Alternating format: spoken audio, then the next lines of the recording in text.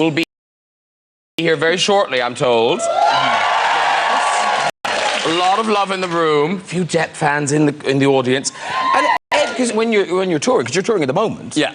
Very quickly, I'm just going to ask you, because every time I do you still have the vile cat?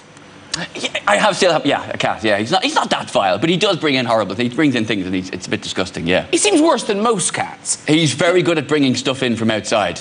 But didn't he bring in a pheasant? A live pheasant. Yeah. A live pheasant? That's the biggest thing he's brought in, still alive. Oh, good. Yeah, which does make sense. He's brought in bigger things than that dead. A bison. 2 wolves and a postman. No, but yeah, he brought in. It was one of those things, because all right, have you ever had like a blue tit? Or a chaffinch, like a little bird, like get in your house, right? They suddenly seem massive. Yeah. Suddenly you're being terrorised by this winged beast. See a pheasant. They're big outside, right? They're big in your garden. See when you're in your living room, they're enormous. Because certain things seem bigger inside than they do outside, and you ladies would do well to bear that in mind. But no, it was the funniest thing, and it's pheasant, which incidentally wasn't keen on moving out once it had tasted the high life of Byrne. I come down, I'm just looking at the cat like I'm annoyed with him, but I'm also quite impressed that he's done it. And he's looking back at me like he's impressed with himself, but he's also quite scared. Like the cat's just looking at me going, oh no, it's massive, isn't it? I'll be honest with you, I thought it was big when it was outside. It's cute. Anyway, I got you this. If you don't want it, put it on eBay. I don't really give a shit. I bet you brought home some terrible stuff in that. I'm going to say, it's my house.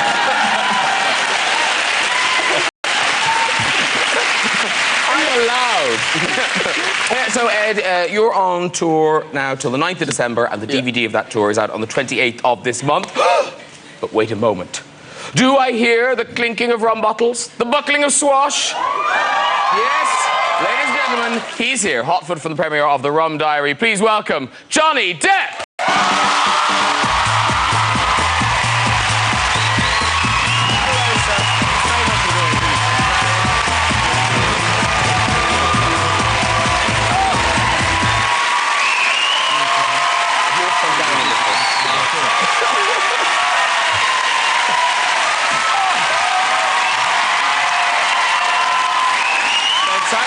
They're very excited. Lord. Oh. Twins. Yeah. Oh, How are you, sir? I'm fine, thank you.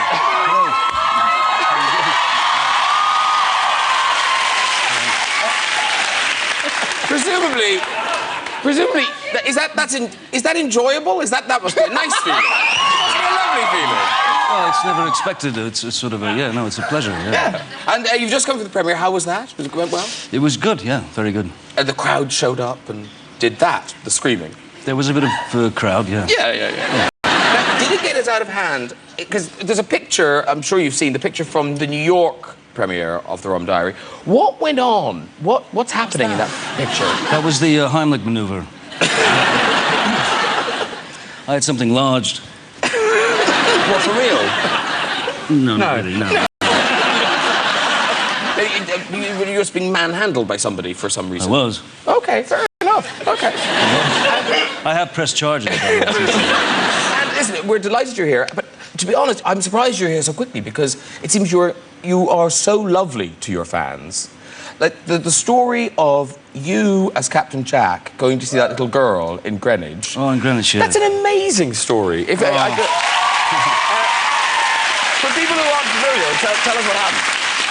Well, I got a letter, I got this sweet little letter from a little girl who was going to school like 3 minutes away from where we were shooting. And she said, we need to escape, we need pilots to help us out. So I thought, well, on lunch break, we'll go over, bring about 12 pirates and go ape. And we did. And it was really fun and really sweet. I mean, the kids were so responsive. Some were scared. Very scared. Actually, very scared. Because the thing that me, how the hell did that letter get to you? In a bottle.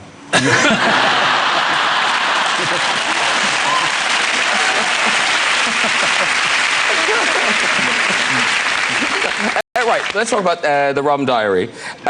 Presumably, a real labour of love for you. You found the original manuscript. Was it 14 years? 14 years, yeah. It was by accident, you know. I was with Hunter Thompson, And we were looking through the manuscript of Fear and Loathing in Las Vegas, because I was preparing for the film, and then I just found this other box, opened it up, and there was the rum diary. And is it he didn't remember writing it? No. That's kind of a stretch. No, he did remember writing it, but it had been many years. He wrote it in 59, 60, something like that. So you convinced him... I talked him into it, yeah. This should be published and turned into a film. Yeah. And it's presumably kind of semi-autobiographical about... Most definitely, yeah. Yeah. Yeah. So it was kind of the Hunter Thompson before he found his voice, before he found the avenue for the rage, you know. And so he was a journalist in Puerto Rico and going through these adventures and... Yeah. And you were good friends with Hunter S. Thompson. Most definitely, yeah. But it sounds, reading about him, he sounds like the sort of person quite hard to be friends. Like, could you relax with him? Oh, yeah. Really? Oh, yeah. Yeah? Well, tell us about the first time you ever met him. Let's see, the first time I met him, I was in it was a bar in Woody Creek, Colorado, and I was sitting in the back. There was a sort of scheduled meeting. It was about midnight, and I was sitting in the back of this bar, and suddenly the front door opened of the bar. I was way in the back, and I saw sparks, these hideous sparks that were kind of everywhere. And then I realized as he came closer, the sea was parting. People screaming, hurling themselves out of the way, and he basically, in his left hand, he had a 3-foot cattle prod, and in his right hand, he had a taser gun. And the next thing I heard was, "Out of the way, you bastards!" And the sea parted, and he arrived. And then we shook hands, and then we went back to his house and built a bomb. And I shot it with a shotgun. And it went off? Yeah. Yeah. You built a good bomb? 80-foot fireball, yeah, huge.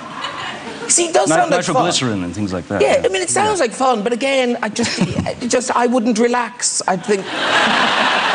I wouldn't sleep in that house. You slept in the house, didn't you? It wasn't a council house. Where was it? It was in the middle of nowhere, I assume. Yeah, pretty much. I was going to invite you back to mine after this. I think I'd be disappointed I don't let you blow anything up. No, I can bring things to blow up. Oh, excellent. Do come. Strap something to the cat. And Hunter... Look what the cat's brought him. It's only Jhonny Cat. He looks so big in the house. Yeah. And when he died, the ashes thing, was that your idea? Were those his wishes? Was that in his will? That was his last wish. What Hunter wanted was to be blown out of a 150-foot cannon. And shot into the stratosphere. And I think he knew that I was the only one stupid enough to make that happen. And I did. Did it work? Oh, yeah. Now, it strikes me that in the beginning of your career, you must have had